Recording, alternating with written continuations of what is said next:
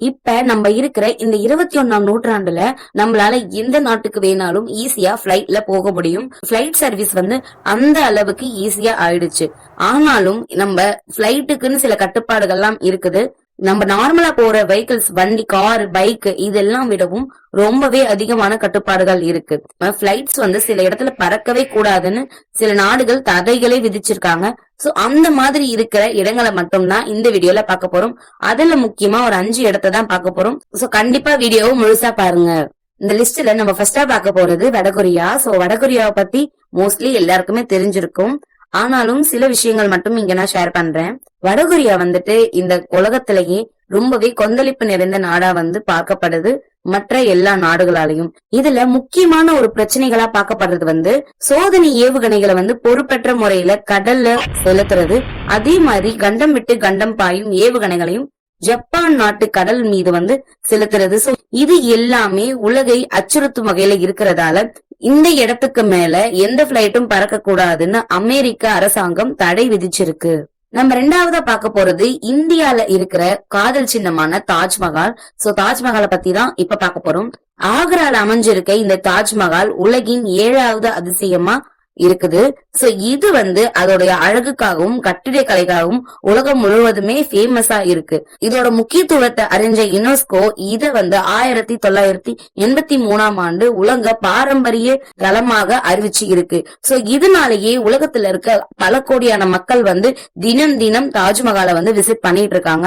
So இப்படிப்பட்ட ஒரு முக்கியமான இடமா இருக்கிற இந்த தாஜ்மஹாலுக்கு பாதுகாப்புக்காகவும் அங்க வர சுற்றுலா பயணிகளுக்கான பாதுகாப்பு காரணமாகவும் 2006ஆம் ஆண்டுல இருந்து இந்திய அரசாங்கம் இந்த இடத்துல எந்த பிளைட்ஸும் பறக்க கூடாதுன்னு தடை விதிச்சிருக்காங்க. இதுவும் ஒரு நோ பிளை ஜோன்ல வருது நம்ம தாஜ்மஹாலும். அடுத்து நம்ம பார்க்க போறது சவுதி அரேபியால அமைஞ்சிருக்கிற மெக்கா. சோ இந்த மெக்கா இஸ்லாமிய மதத்தின் மிக முக்கியமான மத மற்றும் வரலாற்று இடமா இருக்கு. சோ இந்த இடமும் ரொம்பவே பழமை வாய்ந்த இடமாகவும் இருக்கு.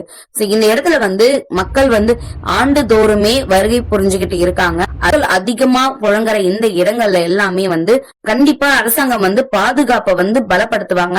எந்த பிளைட்டுமே பறக்க கூடாதுன்னு சவுதி அரேபியா கவர்மெண்ட் தடை விதிச்சிருக்காங்க.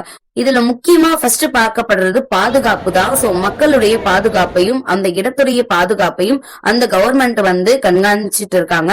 அந்த இடங்கள்ல ரொம்ப நாய்ஸஸ் இருக்க கூடாதுன்றதும் முக்கியமான காரணமா இருக்கு. ஏன்னா அந்த இடத்தை சுத்தி ஏர்போர்ட்டே கிடையாதாம். சோ மெக்காவை சுத்தி ஏர்போர்ட்டே கிடையாதாம்.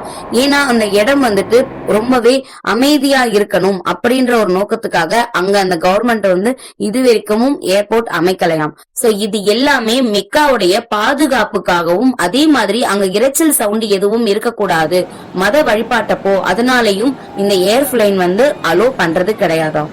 அடுத்த லிஸ்ட்ல நம்ம பார்க்க போறது ஏரியா 51. அமெரிக்கால இருக்க ஏரியா 51 பொதுமக்கள் செல்றதுக்கான இடமே கிடையாது. சோ அங்க not allot for normal peoples. அதே மாதிரி அமெரிக்கால இன்னொரு இதுவும் இருக்கு, யூஎஃப்ஓ இருக்கு. வேற்று கிரகவாசிகள் இங்க போயிட்டு இருக்காங்கன்ற ஒரு கதையும் இருக்குது.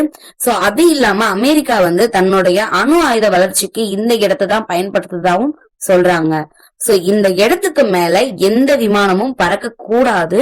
அப்படி இருக்கும் பட்சத்துல அதையும் மீறி எந்த விமானம்னா பறக்குதுன்னா ஃபர்ஸ்ட் அவங்களுக்கு கண்டிப்பா வார்னிங் செய்வாங்க. சோ அதையும் மீறி அவங்க பறக்குறாங்க அப்படின்னா அந்த விமானத்தை சுட்டு வீழ்த்துறதுக்கும் அமெரிக்காவுக்கு உரிமை இருக்குதான்.